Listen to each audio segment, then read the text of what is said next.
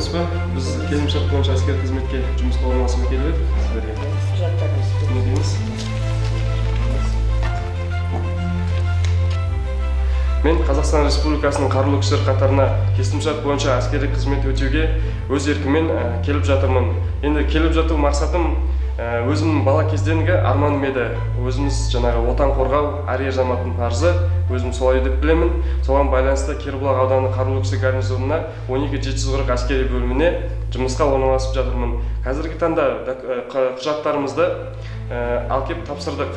Енді осы жақта әскери мамандар біздің құжаттарымызды даярлап, көптеген мүмкіндіктер беріп жатыр. Енді қазіргі таңда жұмысқа орналасу бұрынғыдай емес, қазір енді жеңілірек.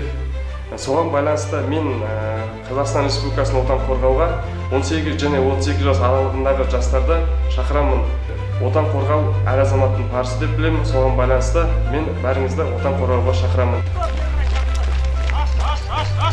Әскерде шынықсаң, шымыр боласың.